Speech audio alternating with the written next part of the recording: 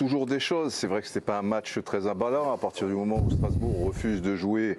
Et dès la 50e minute, ils pensent qu'à une chose, gagner du temps. Ils sont toujours par terre. 50e, j'ai noté 35, moi.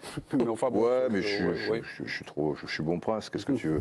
Et c'est insupportable. Et c'est insupportable aussi, je trouve, que cette Coupe de France, là, il n'y a pas d'histoire de Covid, de machin. Maintenant, les effectifs sont riches, qu'il n'y ait pas de prolongation possible. Donc ça veut dire qu'à la 50e, si tu es une équipe un peu plus faible et que tu es à l'extérieur ou des choses comme ça, tu penses qu'à une chose, les tirs au but, qui ne sont pas une roulette, mais qui te place quand même, qui équilibre un petit peu les choses. Après, tu dis Benrahma à Montpellier, je trouve que son but le week-end dernier, il lui a fait du bien à Metz, et c'est son meilleur match quand même. C'est un match très complet, tu vois vraiment qu'il peut exprimer ses qualités. Il avait un petit manque de vivacité, de connaître ses partenaires, etc. Nuama, il y a une grosse marge de progression, hein, c'est toujours systématique. Tu vois, ce que j'ai regretté un petit peu, par exemple, c'est que peut-être Nuama, à un moment du match, passe à gauche et Benrahma à droite. Quoi. Lacazette était trop esselé. À partir du moment où Lacazette était blessé, c'est quand même lui qui claque. Et là, avec la défense à 3, il n'avait pas beaucoup de possibilités.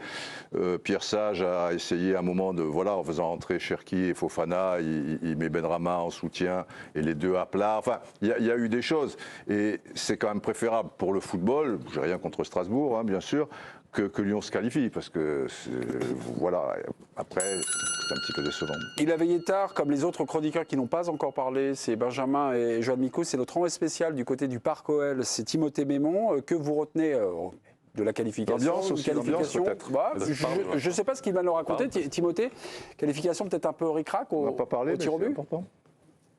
57 000. Bonsoir à tous. Bonsoir. Ce sera véritablement passé entre le mur et l'affiche pour l'Olympique lyonnais ce soir. Des Lyonnais dominateurs dans le jeu n'ont pas su concrétiser cette domination face à une équipe de Strasbourg très faible offensivement notamment et techniquement. Ça a été pointé du doigt pendant sa conférence de presse par Patrick Vieira. De son côté, Pierre Sage, lui, voulait retenir évidemment l'essentiel, la qualification, mais il n'était pas pleinement satisfait de sa soirée. Je ne sais pas dans quelle case on la rangera, mais on va la considérer comme une victoire parce qu'effectivement, l'important pour nous ce soir, c'était de livrer un bon match, d'essayer d'avoir un football offensif, de marquer des buts. On n'y est pas arrivé. Par contre, on s'est qualifié. Donc voilà, on a atteint 3 des 4 objectifs qu'on s'était fixés. Donc charge à nous maintenant d'être meilleurs dans le 3e. Alexandre Lacazette, sorti lui à la 66e minute en boitant bas, ne souffrirait que d'une simple béquille. Sa participation au match face à Lens de dimanche prochain en championnat n'est pas remise en cause. J'allais y venir justement sur les statistiques, merci de me le rappeler mon cher Didier. Sur les tirs cadrés, notamment sur le match de Benrahma, vous l'avez vu, c'est vrai, extrêmement animateur. Mais on fait parfois des débats sur Ousmane Dembélé. Lui déclenche, lui crée le danger, mais sur la finition, sur ses tirs cadrés... Pas que lui, parce qu'il y a 30 tirs, 2 cadrés. C'est pas beaucoup. Hein. C'est pour ça de retirer autre chose que la qualification sur ce match-là. Non, mais on cherche un petit peu des choses. Tu peux aller chercher d'autres choses. Tu peux constater que Perry est un garçon qui... Il a une présence, même si je sens que... Je laisse la main. Non, mais moi, sur Benrahma, oui, on peut noter effectivement ce manque d'efficacité évident, mais il a apporté de la verticalité, de la percussion, du dribble. Moi, je suis d'accord sur le travail qu'il a pu accomplir sur ce match. C'est une vraie référence depuis son arrivée. Il est une vraie source de satisfaction après cette rencontre. Pour moi, il a été l'homme le plus déroutant et le plus impactant qui aurait pu... Au niveau des attaquants, oui. Et comme à Strasbourg, il n'y a pas d'attaquant. Il n'est pas loin de marquer en début de deuxième. Il a un manque de réussite, ou de la réussite d'ailleurs, je ne sais pas trop comment on peut le décrire sur son corner rentrant. Voilà, c'est une vraie source de satisfaction. On a parlé un peu de Matic qui effectivement équilibre le milieu de terrain, apporte de la tranquillité, de la sérénité. Montée en puissance de Cacré. Montée en puissance de Cacré qui lui aussi d'ailleurs a manqué d'efficacité parce qu'il a 2-3 situations où il doit être beaucoup plus adroit devant la cage adverse. Voilà, Lyon aurait dû se rendre ce match beaucoup plus facile s'il avait été beaucoup plus adroit. Mais déjà, ils ont joué. Je ne dis pas qu'ils ont joué qu'une mi-temps. Mais la première mi-temps, c'est de la mayonnaise, quoi. Tu vois, c'est à partir de la deuxième qu'ils ont commencé. Mais est-ce que Jo Micou est parti? Il aimerait savoir ce qu'il en pense. Jo est là. Attendre un petit peu. Jo est là. Je commencerai un peu plus tard. Un peu plus tard. Moi, je me suis dit Jo, à la 25e minute, je me suis posé la question. Bon, on va assister à une attaque-défense longtemps dans cette rencontre. Y a-t-il un risque d'enlisement sur l'animation offensive, sur la justesse? Est-ce que vous avez relevé des choses qu'aurait pu faire sur des choix, sur des ou non? Non, tout a été dit, il y a eu une animation. Mais après, moi, je trouve qu'il y a un joueur qui est au-dessus de tous, quoi. Moi, quand je regarde ce match, pour moi, c'est Matic, qui en fait dégage une sérénité qui se diffuse sur l'ensemble de l'équipe pour moi. Alors après, c'est pas un joueur qui va dribbler 5 mecs, qui va te créer des occasions, c'est vrai. Mais par contre, il t'amène une sérénité au milieu du terrain, un mec qui est calme, qui est techniquement parfait, qui est toujours disponible. Et je trouve que pour moi, dans une équipe, ça a une importance telle que je veux mettre ces joueurs en avant, parce qu'à chaque fois, on parle des joueurs offensifs qui vont créer, qui vont dribbler. Alors c'est vrai, ça s'est passé, c'est eux qui vont peut-être amener des occasions.